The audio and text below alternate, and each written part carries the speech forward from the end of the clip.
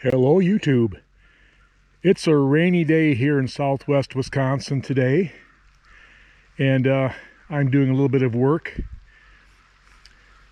Just one minor update. You can see there my old tobacco shed is down. I actually pulled it down. I hooked onto a couple of poles with the 1486. Okay, it's starting to rain. I'm going to slip inside the the carport here, and I've got one project going on down in the barn that I'm waiting for parts for. And I'm also doing a little work on my New Holland 316 baler here. I'm also waiting for parts for this, but I've got some things for it. Now, a couple of months ago, I was just finishing up hay. I had a little bit, about 150 bales of third cutting down here in the valley, and I was about 50 yards from the end of the final windrow, and my baler broke down. So that last little bit of windrow ended up not getting baled. But what happened, the hay feeder fork came off its track and got discombobulated in there, and the bottom of it got the fork got jammed up. This little this rail that it rides over got bent up. It got pushed down into the path of the plunger and sheared a pin. So this got all bent up, but it's straightened out now. I took this to a machine shop because it was I thought they could do a better job of straightening it than I could, and they did a really nice job. This thing looks just about perfect now. They actually straightened this out.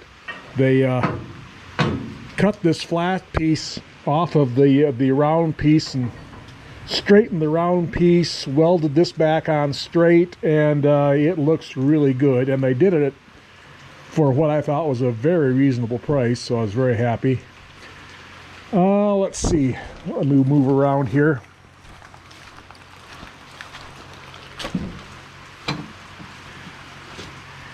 This piece on the end of the feeder fork, this little aluminum piece that goes in here and holds the fork on the end, got bent. It's no good anymore. This, I've got one ordered from New Holland. It's on back order, has been on back order for a couple of months. It's supposed to be available later this month again, so I hope that's so. I'm not sure what happened. These two bearings here that run in these tracks have a rubber cap on them. The bearings are okay. I think the cap came off, maybe the track came loose. I don't know what happened, but we had a problem, and I'd like to get this fixed before it gets too cold out here to work on this. And of course, you know, with every project you suffer from the long as we're at it. So as long as I'm at it, I'm going to do a little work on the knotters too. The bill hooks are kind of worn on this, so I got a new pair of bill hooks. I got the bill hooks that are supposed to be made to use with the plastic twine. My understanding is the jaws on them are a little bit different. I don't know how much difference it makes, but as long as I'm using plastic twine now, I thought I'd use them. But let me move over to the other side. It's still raining here.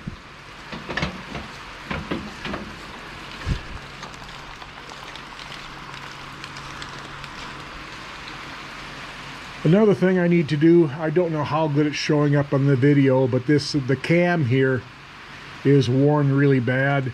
The inside one, the one on this side, was worn so bad that I actually, years ago, I took it off and built it up with a welder myself and ground it back down.